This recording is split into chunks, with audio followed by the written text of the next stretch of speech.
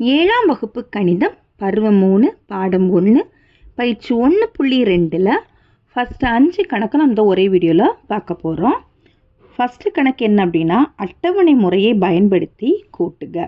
அட்டவணை முறையை பயன்படுத்தி கூட்டுக. 0.51 + 0.25 0.51 + 0.25 இதை நம்மளுக்கு அட்டவணை முறையை பயன்படுத்தி கூட்ட சொல்லியிருக்கிறாங்க. ஓகேவா? இப்போ இங்கே நம்மளுக்கு 2 தசமம் தள்ளி புள்ளி இருக்கிறதுனால நம்மளுக்கு இது இத்தனை பை 100ன்னு அர்த்தம். ஓகேவா? பையில் 100ன்னு அர்த்தம். 0.51 நம்ம எப்படி எழுதலாம்? 51/100ன்னு போடலாமா? 0.25 25/100ன்னு போட்டுக்கலாமா? ஏன்னா நம்மளுக்கு 2 தசமம் தள்ளி புள்ளி இருக்கிறதுனால நம்ம பையில் என்ன போடணும்? 2 0 இருக்க மாதிரி நம்பர் போடணும். அப்படின்னா 100 போட்டுக்கணும். சரியா? இப்போ நம்ம ஃபஸ்ட்டு இங்கே அட்டவணை போட்டு வச்சுருக்குறோம். இந்த அட்டவணையில் மொத்தம் 100 கட்டங்கள் இருக்கும். ஓகேவா? ஏன்னா நம்மளுக்கு இங்கே 100 இருக்கிறதுனால இங்கே மொத்தம் 100 கட்டங்கள் இருக்கும். இந்த 100ல் ஃபஸ்ட்டு எத்தனையில் நம்மளுக்கு கலரிங் பண்ணிக்கணும்னா 51ல் கலரிங் பண்ணிக்கணும்.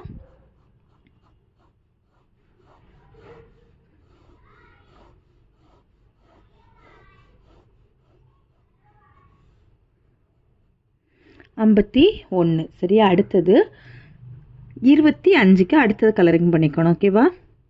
இப்போ இதில் 51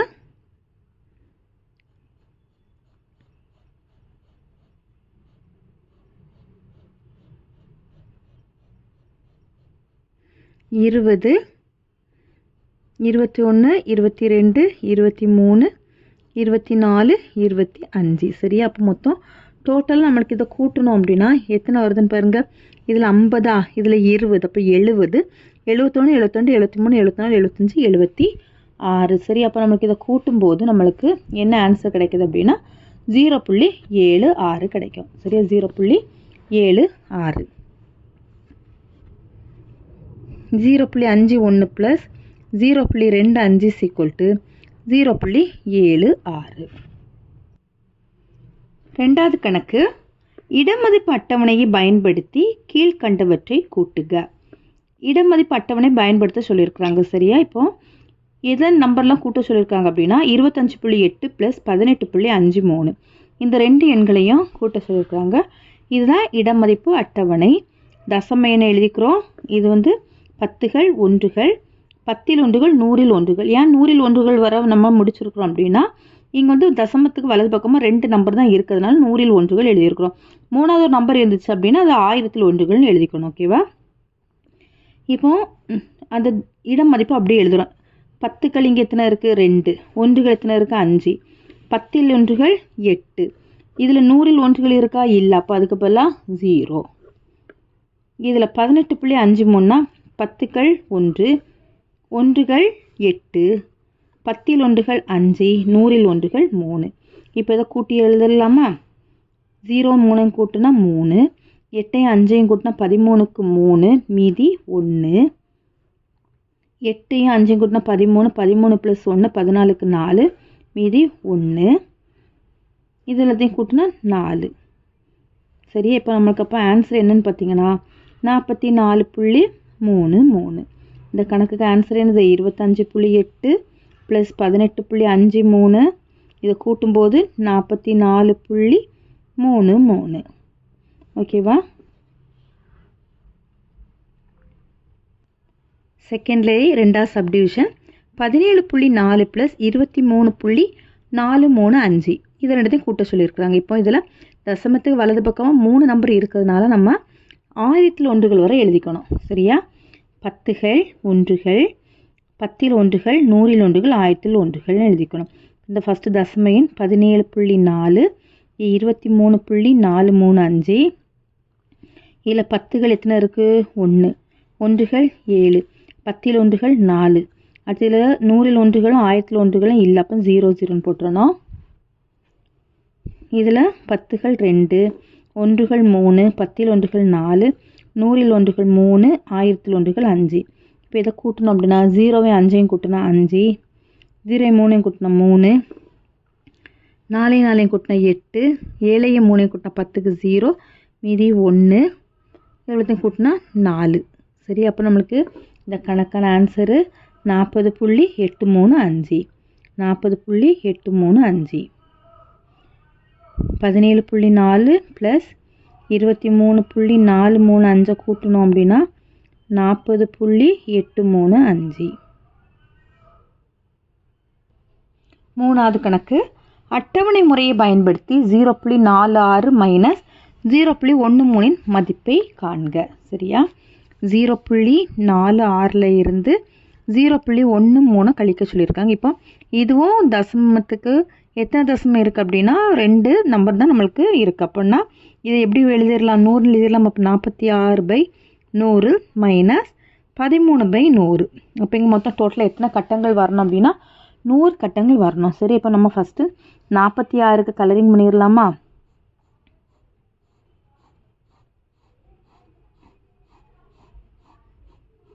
நாற்பது 41 42 43 44 45 46. இப்போ அதில் நம்மளுக்கு எத்தனை கழிச்சிடணும்? 13 கழிச்சிடணும். சரி, 13 நம்மளுக்கு வேண்டாம் அப்படின்னா நம்ம 13லேருந்து கழிச்சிடலாமா? 1 2 3 4 5 6 7 8 9 10 11 12 13. இப்போ நம்மளுக்கு அப்போ பேலன்ஸ் எத்தனை இருக்குன்னு பாருங்க. 33 இருக்கா? இதில் 30, இதில் ஒரு 3, 33 கட்டங்கள் நம்மளுக்கு பேலன்ஸ் இருக்குது. சரி, இப்போ ஆன்சர் வந்து நம்மளுக்கு 0.33 0.46 மைனஸ் 0.13 கழிச்சா 0.33. அடுத்தது நாலாவது கணக்கு இடமதிப்பு அட்டவணையை பயன்படுத்தி கீழ்கண்டவற்றினை கழிக்க. 9.23 6.567 இதை வந்து கழிக்க சொல்லியிருக்கிறாங்க. ஓகேவா? இடமதிப்பு அட்டவணையை பயன்படுத்த சொல்லியிருக்கிறாங்க. இப்போ நம்மளுக்கு இடமதிப்பு அட்டவணை இதுதான். இங்கே தசமத்து இடது பக்கமும் ஒரு எண் இருக்கிறனால அதை நம்ம ஒன்றுகள்னு எடுத்துக்கிறோம். தசமத்துக்கு வலது பக்கமும் 3 எண் இருக்கிறனால 10ல் ஒன்றுகள் 100ல் ஒன்றுகள் 1000ல் ஒன்றுகள்னு எடுத்துக்கணும். இப்போ தசம எண் எழுதிடலாமா? 9.231 6.567 ஒன்றுகள் வந்து 9, 10ல் ஒன்றுகள் 2, 100ல் ஒன்றுகள் 3, 1000ல் ஒன்றுகள் 1. இதில் வந்து ஒன்றுகள் வந்து 6, 10ல் ஒன்றுகள் 5, 100ல் ஒன்றுகள் 6, 1000ல் ஒன்றுகள் 7. இது வந்து கழித்தல் வந்து நம்ம நார்மலாக கடன் வாங்கி கழித்தல் மெத்தட் அப்படியே தான் நம்ம கழிக்கணும். ஆனால் வந்து ஆன்சரில் லாஸ்ட் வந்து ஒரு தசமத்தை நம்ம புள்ளியை வச்சுக்கணும். ஓகேவா? இப்போ பாருங்கள், 1லேருந்து 7 கழிக்க முடியாது. அப்போ இங்கேருந்து கடன் வாங்குறோம். இங்கே 2 மாறிடுது. இங்கே 11, 11லேருந்து 7 போயிடுச்சுன்னா 4. இப்போ இங்கே 2 இருக்கு, 6 கழிக்க முடியாது. அப்போ இங்கேருந்து கடன் வாங்குறோம். இங்கே 1 மாறிடுது. இங்கே 12, 12லேருந்து 6 கழிச்சா 6.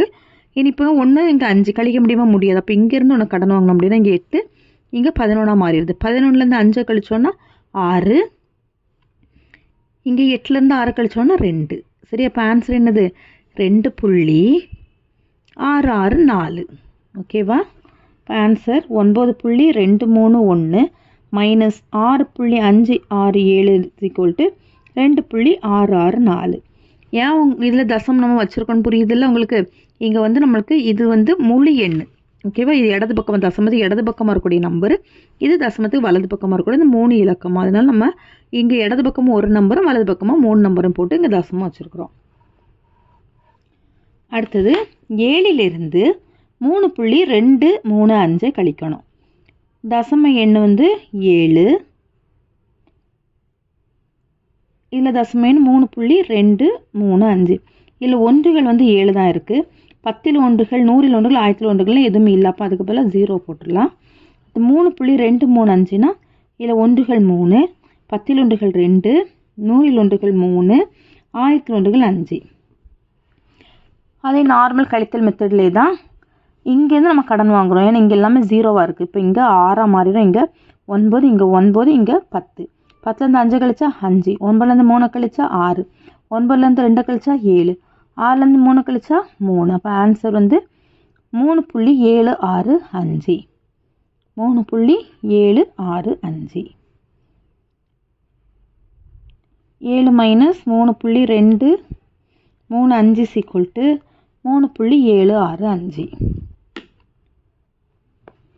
அடுத்தது சுருக்குக.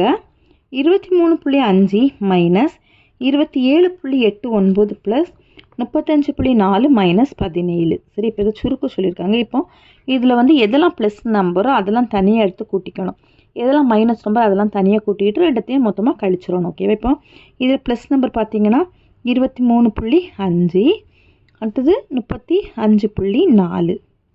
இது ரெண்டுத்தையும் கூட்டணும். 5ஐயும் 4ஐயும் கூட்டினா 9, இதில் தசமத்தை வைங்க. 3ஐயும் 5ஐயும் கூட்டினா 8, 2ஐயும் 3ஐயும் கூட்டினா 5. என்னத்த மைனஸ் நம்பர் எடுத்துக்கிறோம். 27.89. இது வந்து முழு எண்ணால் இங்கே தான் எழுதிக்கணும். 17.00. இதையும் கூட்டிடணும்.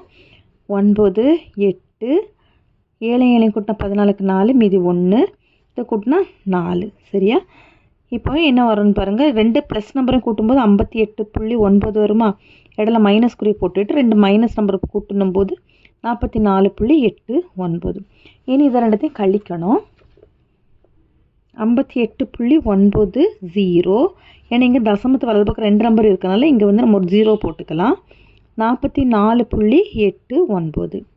ரெண்டுத்தையும் கழித்தோம் அப்படின்னா 0, 9 இருக்குது, கழிக்க முடியாது. இங்கே கடன் வாங்குறோம். இப்போ 10லேருந்து 9 போயிடுச்சு அப்படின்னா 1. இங்கே 8, 8லேருந்து 8 கழிச்சா 0, 8லேருந்து 4 கழிச்சோன்னா 4, 5லேருந்து 4 கழிச்சோன்னா 1. அப்போ ஆன்சர் வந்து 14.01. 6வது கேள்வி என்ன தந்திருக்காங்க அப்படின்னா, சுலைமான் 3.350 கிலோகிராம் உருளைக்கிழங்கு, 2.250 கிலோகிராம் தக்காளி மற்றும் வெங்காயம் வாங்குகிறார். மொத்த பொருட்களின் எடை வந்து 10.250 கிலோகிராம் எனில் வெங்காயத்தின் எடை எவ்வளோன்னு கேட்டிருக்கிறாங்க. சரி, இப்போ சுலைமான் வந்து உருளைக்கிழங்கு வாங்குறான், தக்காளி வாங்குறான், வெங்காயத்தையும் வாங்குறான். உருளைக்கிழங்கோட எடை தந்திருக்காங்க, தக்காளியோட எடை தந்திருக்கிறாங்க, வெங்காயத்துக்கு எடை தரல. நம்மளுக்கு வெங்காயத்தின் எடை நம்ம கண்டுபிடிக்க சொல்லியிருக்காங்க. இப்போ இந்த 3ஓட மொத்த எடை தந்திருக்காங்க. மொத்த எடை எவ்வளவு? 10.250 தந்திருக்காங்க. சரி, இப்போ நம்ம இதுலேருந்து வெங்காயத்தின் எடையை கண்டுபிடிக்க போகிறோம். ஓகேவா?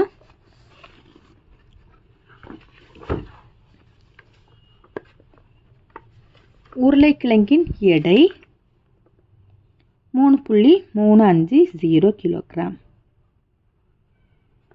தக்காளியின் எடை 2.250 கிலோகிராம். இப்போ 2ஓட எடை மொத்த எடையை நம்ம பார்க்குறோம். ரெண்டுத்தையும் கூட்டுறோம். சரியா? கூட்டுனா 0, 10க்கு 0, மீதி 1, 5, 6, 3ஐயும் 2ஐயும் கூட்டுனா 5, 5.600 கிலோகிராம். இப்போ நம்மளுக்கு எதுக்கு எடை கண்டுபிடிக்கணும் அப்படின்னா வெங்காயத்தின் எடையை தான் கண்டுபிடிக்கிறப்போ வெங்காயத்தின் எடை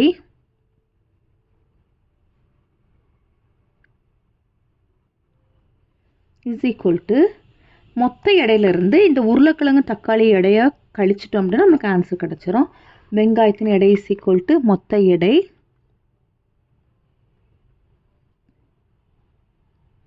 மைனஸ்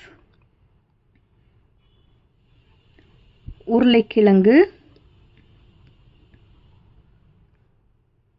மற்றும் தக்காளியின் எடை.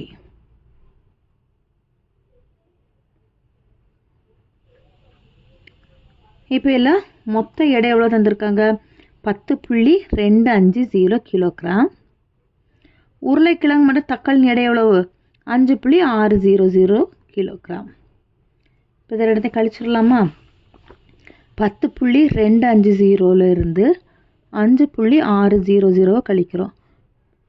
0 கழிச்சா 0, 5லேருந்து 0 கழிச்சா 5, இங்கே 2, 6 இருக்குது, கழிக்க முடியாது. அப்போது இங்கேருந்து கடன் வாங்குறோம். இங்கே 9 மாதிரி, இங்கே 12, 12லேருந்து 6 கழிச்சோன்னா 6, 9லேருந்து 5 கழிச்சோன்னா 4. அப்போ ஆன்சர் வந்து என்னது? 4.650 கிலோகிராம். Therefore, வெங்காயத்தின் எடை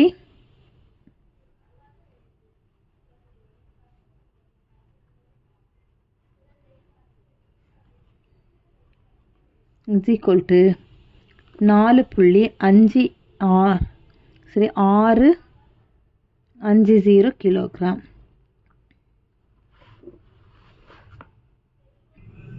7வது கணக்கு 0.713 பெறுவதற்கு 7.1 எவ்வளவை கழிக்க வேண்டும் அப்படின்னு கேட்டிருக்காங்க. சரியா? இப்போ நம்ம இதில் இருந்து இதை கழிச்சிட்டோம் அப்படின்னா நமக்கு ஆன்சர் கிடச்சிரும். 7.1 இருந்து 0.713 கழிச்சோன்னா நம்மளுக்கு ஆன்சர் கிடச்சிரும். 7.1 இங்கே நம்மளுக்கு 3 இலக்கம் இருக்கணும். அதுக்கப்புறம் நம்ம இங்கே 2 0 போட்டுறணும். 0.713. இப்போ இதை கழிச்சிடலாமா? இதுலலாம் 0 இருக்கனால நம்மளால் கழிக்க முடியாது. அப்போ இங்கே என்ன பண்ணணும், இங்கே இருந்து இங்கே கடன் வரும். இங்கே 9 மாறி இங்கே 10 மாறிடுது. இப்போ இங்கே வந்து 0 மாறிடுது. 10லேருந்து 3 கழிச்சா 7, 9லேருந்து 1 கழிச்சா 8. இனி இங்கேருந்து இங்கே கடன் வாங்கினா இங்கே 6, இங்கே 10. 10லேருந்து 7 கழிச்சா 3, இங்கே 6. சரியா? அப்போ 6.387. இப்போ நம்ம கழிக்க வேண்டிய எண் என்னது? கழிக்க வேண்டிய எண்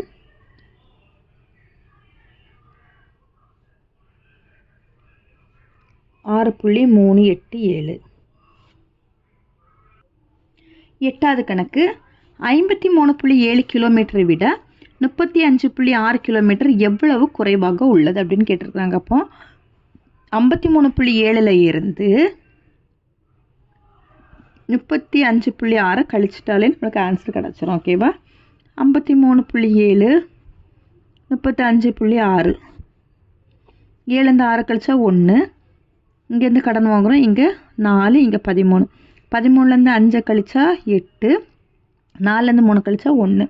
அப்போ எவ்வளோ நம்மளுக்கு குறைவாட்டு இருக்குதுன்னா 18.1 குறைவாட்டு இருக்குது. சரியா? 18.1 கிலோமீட்டர். therefore 18.1 கிலோமீட்டர் குறைவாக உள்ளது.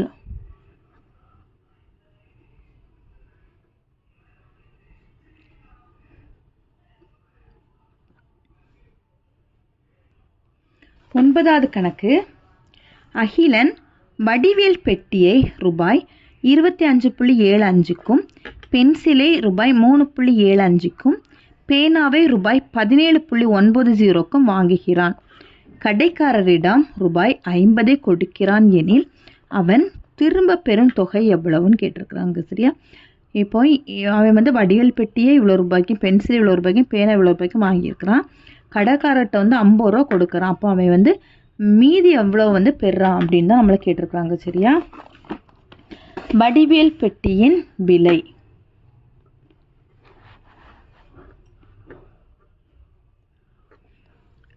25.75. அடுத்து பென்சிலின் விலை வந்து ரூபாய் 3.75. பேனாவின் விலை ரூபாய் 17.90. இப்போ இதை எவ்வளோத்தையும் கூட்டும்போது நமக்கு மொத்தம் கிடச்சிரும். 10க்கு 0, மீதி 1, 14, 15, 15 + 9 24க்கு 4, மீதி 2. இந்த தசமத்தை அப்படிங்க வச்சுருங்க. 7, 10, 17க்கு 7, மீதி 1, 3, 4. இப்போ இவன் வடிவேல் பெட்டி பென்சில் பேனா இதெல்லாம் வாங்கினது மொத்தம் 47 ரூபா 40 காசு. சரி? ஆனால் அவன் கடைக்காரன்ட்ட கொடுத்தது எவ்வளவு? கடைக்காரரிடம்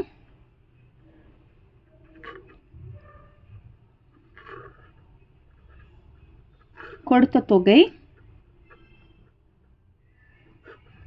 எவ்வளோ ரூபா கொடுத்துருக்கான்? 50 ரூபா கொடுத்துருக்கான். சரியா? ரூபாய் 50. இப்போ 50 ரூபாயிலேருந்து 47.40 கழிச்சிட்டோம் அப்படின்னா எவ்வளோ நமக்கு திரும்ப கிடைக்கணும் கிடச்சிரும். ஓகேவா?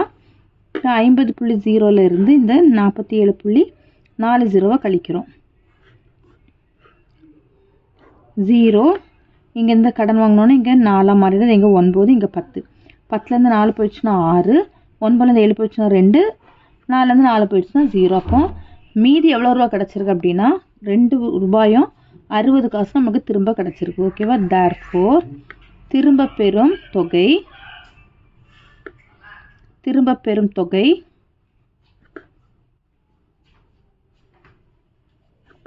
ரூபாய் 2 ரூபாய் 60 காசு. அடுத்து 10வது 3.8 சென்டிமீட்டர் பக்க அளவை கொண்ட சமபக்க முக்கோணத்தின் சுற்றளவை காண்க. ஓகேவா?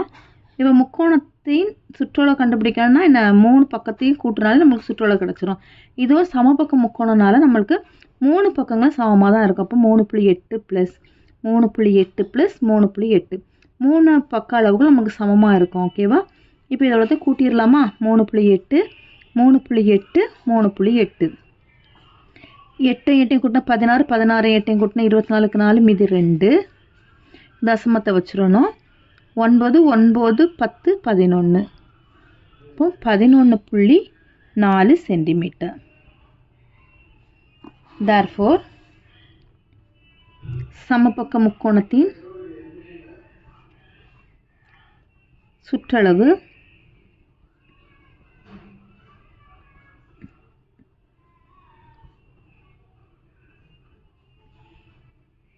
is equal to 11.4 centimetre. அடுத்தது கொள்குறி வகை வினாக்கள். 1.0 + 0.83 இதனுடைய ஆன்சரு 1.0வும் 0.83 கூட்டணும். இங்கே 0 போட்டிங்கன்னா இங்கே 3 8 1. இப்போ ஆன்சர் வந்து 1.83. இது வந்து எந்த ஆப்ஷன்னா 3வது ஆப்ஷனு. அடுத்து 7.0லேருந்து 2.83 கழிக்க சொல்லியிருக்கிறாங்க. 7.00 போட்டுக்கோங்க. 2.83 இங்கேருந்து கடன் வாங்கினா இங்கே 6ஆம் மாதிரி இங்கே 9 இங்கே 10 10லேருந்து 3 கழிச்சா 7 9லேருந்து 8 கழிச்சா 1 6லேருந்து 2 கழிச்சா 4 அப்போ 4.17. இது எந்த ஆப்ஷன் பார்த்தீங்கன்னா 2வது ஆப்ஷன் 4.17. அடுத்து 3.51லேருந்து 1.35 கழிக்க சொல்லியிருக்கிறாங்க. 3.51லேருந்து 1.35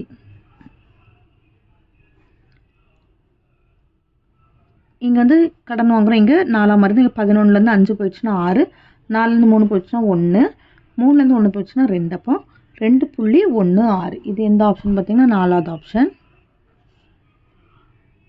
அடுத்து 14 இரு தசம எண்களின் கூடுதல் 4.78 அவற்றில் ஒரு தசம எண் 3.21 எனில் மற்றொரு தசம எண் என்னன்னு கேட்டிருக்கிறாங்க.